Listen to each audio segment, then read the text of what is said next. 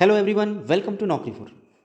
Friends, आज हम classical language के बारे में पढ़ेंगे। तो ये क्लासिकल लैंग्वेज हम क्यों पढ़ रहे हैं? क्योंकि आप जानते हैं कि हमारे भारत सरकार ने क्लासिकल लैंग्वेज को 5 न्यू क्लासिकल लैंग्वेजेस को रिकॉग्निशन दी है, यानी मान्यता प्रदान की है।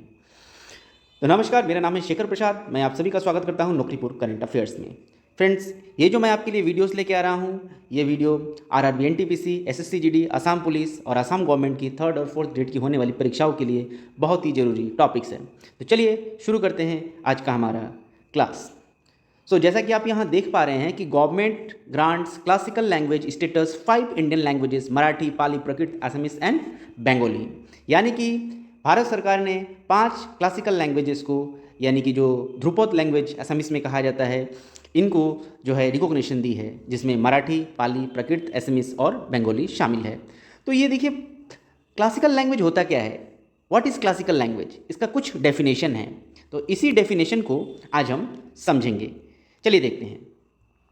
तो जैसा कि आप देख पा रहे हैं, 3 अक्टूबर 2024 को cabinet chaired by prime minister Narendra Modi approve conferring status of classical language. तो 3 तारीख को जो कैबिनेट की मीटिंग हुई है प्रधानमंत्री नरेंद्र मोदी के अध्यक्षता में, चेयर में, उसमें मराठी, पाली, प्राकृत, असमीज और बंगाली, इन 5 भाषाओं को क्लासिकल लैंग्वेज का दर्जा दिया गया है। क्लासिकल लैंग्वेजेस जो होती है वो रिकॉग्नाइज करती है custodian of India's ancient cultural heritage. Bharat की जो प्राचीन संस्कृति है, हेरिटेज है, उसको वो कस्टोडियन के रूप में माना जाता है। इनको ये रिप्रेजेंट करते हैं हिस्टोरिक और कल्चरल अचीवमेंट्स को ऑफ देयर रिस्पेक्टिव कम्युनिटीज़। और जिस जगह, यानी कि महाराष्ट्र में जैसे मराठी है, असम में जैसे असमीज है, बंगाल की बंगाली है, तो इनका जो कल्चर है रिस्पेक्टिव कम्युनिटी से जुड़ा हुआ है, इनका जो इतिहास है, इनका जो कल्चर है, सभी चीज़ों को रिप्रेजेंट करने का जो एक माध्यम है, वो माध्यम होता है आपका भाषा, जैसा कि आप समझ पा रहे हैं। तो the classical language category was created. कब क्रिएट किया गया था? ये क्लासिकल लैंग्वेज कैटेगरी को 12 अक्टूबर 2004, यानी कि आज से 20 साल पहले 2004 में इस क्लासिकल लैंग्वेज कैटेगरी को क्रिएट किया गया था। और तमिल, याद रखिएगा, वेरी वेरी इंपॉर्टेंट, कौन सा फर्स्ट लैंग्वेज है जिसने इसका स्टेटस रिसीव किया है? Tamil. Tamil is the first language जिनको क्लासिकल लैंग्वेज कैटेगरी का स्टेटस प्राप्त हुआ है। So criteria for the classical status includes languages high antiquity, recorded history of over 1000 years। यानी कि जो भाषा को ये स्टेटस दिया जाएगा, क्राइटेरिया, क्या क्राइटेरिया है इसका? एक हाई एंटिक्विटी होना चाहिए, अति प्राचीन इतिहास होना चाहिए, हजारों वर्षों का रिकॉर्ड होना चाहिए, उस भाषा का एक इतिहास होना चाहिए, हजारों साल से वो भाषाएं चली आ रही है, उसका एक रिकॉर्ड होना चाहिए। साथ ही साथ significant body of original ancient literature, प्राचीन लिटरेचर का एक सिग्निफिकेंट उनके पास रिकॉग्निशन, एक दस्तावेज होना चाहिए। साथ ही साथ recognition is expected to create employment opportunity. तो ये ऐसा, अगर किसी भी भाषा को अगर इस तरह का रिकॉग्निशन मिलते, इससे क्या फ़ायदा है? कुछ फ़ायदा तो होगा, बिना फ़ायदा का तो इसको नहीं बनाया जाएगा। तो इसका जो फ़ायदा है, एकेडमिया, यानी कि जो भी आप भाषा पढ़ रहे हैं, असमीज पढ़ रहे हैं, पाली पढ़ रहे हैं, मराठी पढ़ रहे हैं, तमिल पढ़ रहे हैं, जो भी भाषा पढ़ रहे हैं, उसका जो एकेडमिया है, उसका जो एकेडमिक्स है, उसमें ज़्यादा अपॉर्चुनिटी क्रिएट होगा, रिसर्च वर्क आप कर पाएंगे, आर्काइविंग हो पाएगा, ट्रांसलेशन वर्क हो पाएगा, उस भाषा में जो अच्छी अच्छी चीज़ें बनी हुई हैं आप दूसरे भाषाओं में इसको आप ट्रांसलेट कर पाएंगे।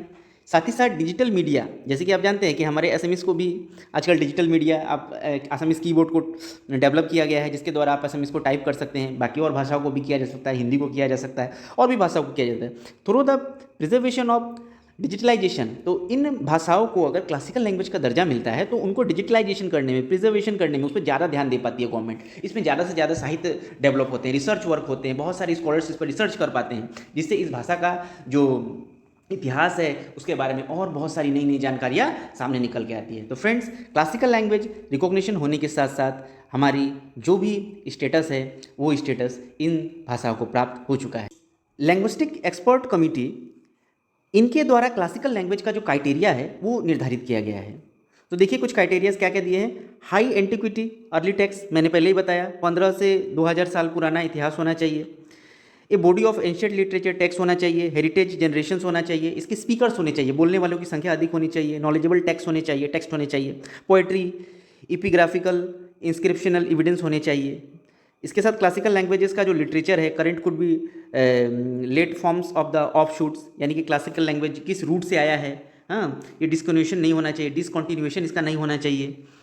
तो इस तरह से करके इनको दिया गया है। तो हमको याद रखना पड़ेगा कि पहले तो मैंने आपको बताया कि तमिल को पहले रिकॉग्निशन दिया गया था, साथ ही साथ संस्कृत, तेलुगु, कन्नड़, मलयालम और उड़िया, इन भाषाओं को पहले ही रिकॉग्निशन दिया जा चुका है। इन भाषाओं को जो है पहले ही रिकॉग्निशन दिया जा चुका है। देखिए तमिल, संस्कृत, तेलुगु, कन्नड़, मलयालम और उड़िया को। तो अब जो है इन 5 मराठी, पाली, प्राकृत, असमीज और बंगाली को दिया गया है। तो ये क्राइटेरियाज थी 5 क्लासिकल लैंग्वेज को रिकॉग्निशन प्राप्त करने की। So thank you for watching my video, thank you everyone for listening me. अगर आपको ये वीडियो थोड़ा सा भी अच्छा लगा तो kindly like, share and subscribe जरूर करके जाइएगा।